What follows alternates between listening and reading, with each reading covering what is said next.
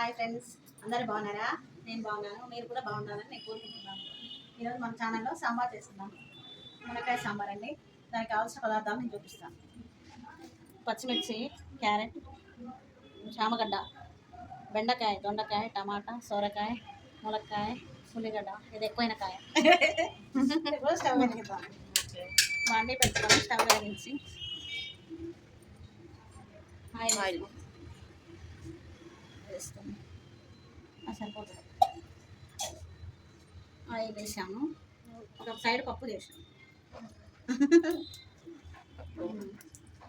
Already ఉడికిందా పప్పు? ఉడికింది. టైం లేట్ అవుతుందని ఫస్టే ఉడకబెట్టాం. 2 ఎండుమిర్చి,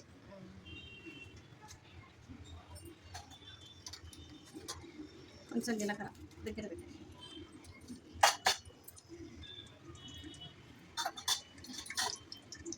కొంచెం ఆవాలు,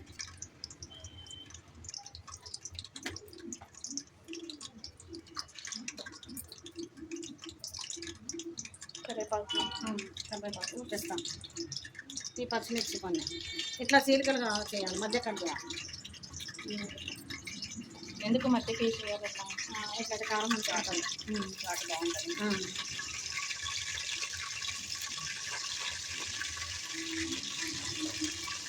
కొంచెం అల్లం వెళ్ళం ఫస్టే వేయాలా? వేస్తే మంచిగా బాగుంది. ఆయిల్ ఫ్రై కావాలన్నమాట. అల్లం పేస్ట్ ఆయిల్లో వస్తుంటే స్మెల్ మస్తు వస్తుంది. గుమగుమలాడుతుంది స్మెల్. అల్లం వెల్లుల్లి పసుపు, కరివేపాకు లాస్ట్ వేసినా పర్వాలేదు. అప్పుడప్పుడు మనం ముందు వేసుకుంటాం కదా. ఇప్పుడు వెజిటేబుల్స్ అన్నీ వేసుకుంటాం. మనం ఎక్కడ ఎన్ని వెజిటేబుల్స్ అన్నీ వేసుకోవచ్చు సాంబార్ అంటే టేస్ట్ కోసం. టేస్ట్.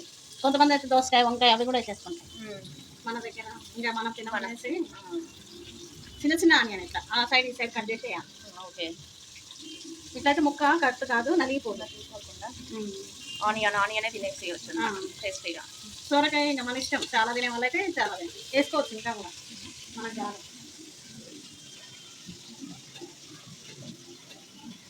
మునక్కాయ కూడా వేసేసి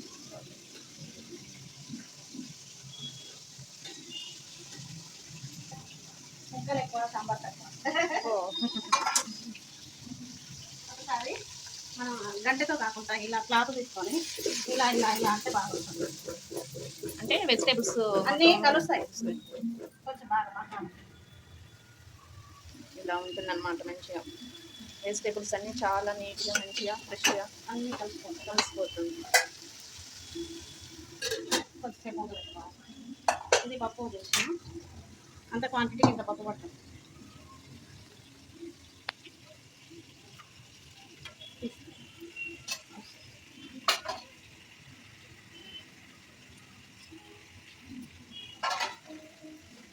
వెజిటేబుల్స్ ఉడుకుతుంటే చాలా స్మెల్ వస్తుంది. గుమగుమలాడుతుంది స్మెల్.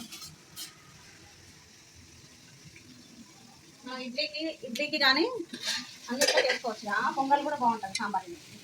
ఇలా మెత్త కొడతారు సాంబార్. పప్పు ఇలా మెత్త కొడితే బాగుంటుంది.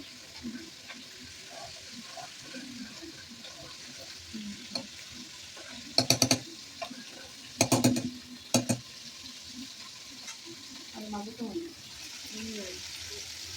వెజిటేబుల్ ఇప్పుడే బాయిల్ అవుతున్నాయి లైట్గా.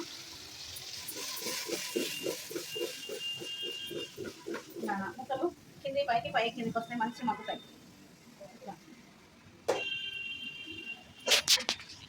అందులో పప్పు అయిపోయింది. చింతపండు పులుసు తీసుకున్నాం. ఒక నిమిషం.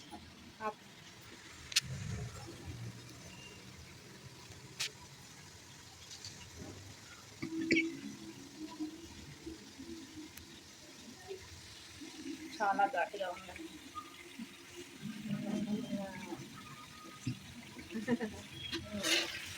ఇది బాగా మంచిగా మగ్గాలి.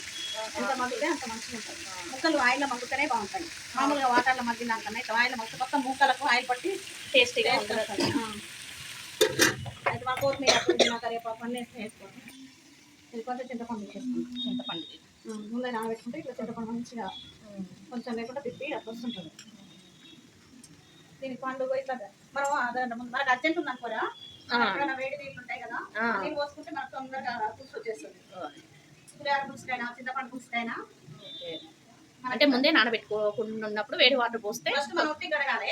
ఆ తర్వాత కొంచెం వేడి నీళ్ళు చేసి పులుసు ఇందులో పోయాలి, చింతపండులో పోస్తే ఆ పులుసు అనేది మంచి ఏదో ఇట్లా వస్తుంటది, ఇంత లేకుండా వస్తుంది.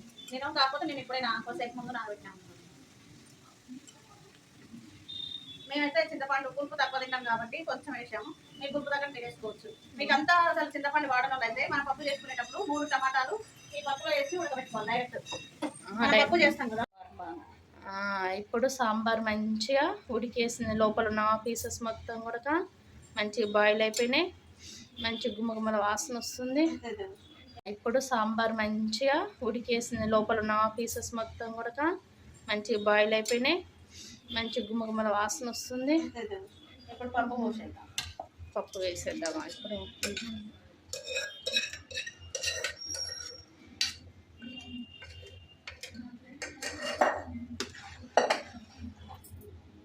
దాని తర్వాత చింతపండు పూసి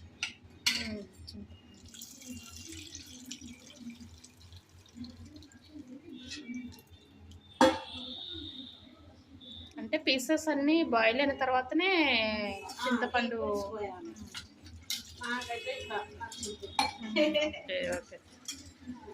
ఇక చూడు అసలు పిప్పినే ఉండట్లేదు చింతపండు అసలు దీనికి నానడం వల్ల. ఇంకా వేడి నీళ్ళు అయితే అసలు మనం ఒకవేళ మన పులిహార పులుసు పెట్టదలుచుకుంటే మిక్సీకి కూడా పట్టవచ్చు, బాగుంటుంది.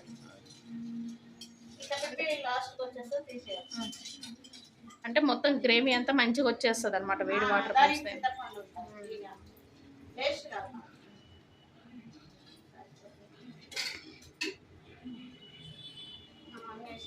కొంచెం ధనియాల పొడి, కొంచెం నెయ్యి వేద్దాం. ఒకసారి కలిపి చూపిస్తాం.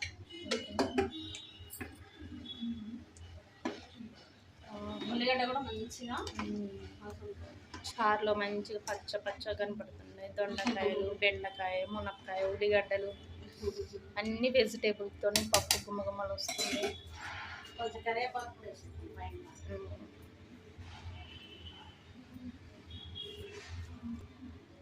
వావ్, కలర్ఫుల్గా ఉన్నది.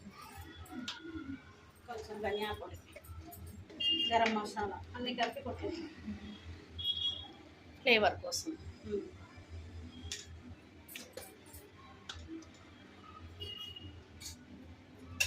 కొంచెం నెయ్యి వేసేస్తాం.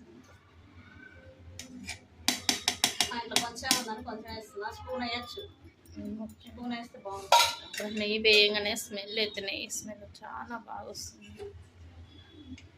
ఆ స్మెల్ చూస్తుంటే నేను ఇప్పుడే చారు తినేయాలనిపిస్తుంది.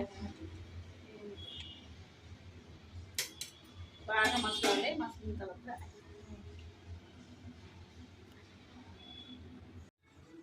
సాంబార్ అయిపోవచ్చింది. ఇప్పుడు మన సాంబారు గుమ్మగుమ్మలాడుకుంటూ రెడీ అయిపోయింది. ఉల్లిగడ్డ చూస్తే ఇట్లా ఉంటది. దేనికి అయితే మనకు తెలవడానికి ఈ నురుగంతా ఇంకా ఇట్లా వచ్చేస్తుందిరా, అది పోయింది. వైట్ నురుగు ఎక్కువ వస్తుంది. అప్పుడు ఇది నురుగు పోయిందంటే సాంబార్ అయినట్టు, అదన్నమాట. సాంబార్ ఉడికింది అని అర్థం. మా కూడా బాగా తినాలనిపిస్తుంది, ఆతృతగా ఉంది. స్మెల్ గుమ్మగుమ్మలాడుతుంది. ఇప్పుడు నీకు సాంబార్ టేస్ట్ చెప్పినా. ఓకే, ఎప్పుడెప్పుడు అని ఎదురు చూస్తున్నా. ఇడ్లీకి దేనికైనా బాగుంటుంది. ఇడ్లీలో కూడా బాగుంటుందా? మామూలుగా అయితే ప్లెయిన్ గా చేస్తారు, ఇలా ముక్కలతో కూడా బాగానే ఉంటుంది. ఏమి వేయకుండా మనం సాంబారు ఇడ్లీకి చేస్తాం కదా, అట్లా కాకుండా ఇట్లా చేసుకున్నా పొంగల్లోకి కూడా బాగుంటుందిరా. పొంగల్లోకి చాలా బాగుంటుంది. ఓకే, నీకు టేస్ట్ చేయాలి కదా సాంబార్. అది ముక్కలు వేసేస్తున్నా, ఆనియన్ వేసేస్తున్నా, టమాటా వేసేస్తున్నా. చూస్తుంటేనే నోరు ఊరిపోతుంది అంటే చాలా. మీకు కూడా కళానే, చూసేటోళ్ళందరికీ కూడా కళానే అనిపిస్తున్నారా? ఒకసారి నువ్వు టేస్ట్ చేయి, నేను వాళ్ళకి చెప్పిస్తా. Friends, sambar rice ready. Wow, మస్తు టేస్టీగా ఉందండి. ఒకసారి తినమ్మా. వేడి వేడిగా ఉంది, వేడి వేడిగా ఉన్నది.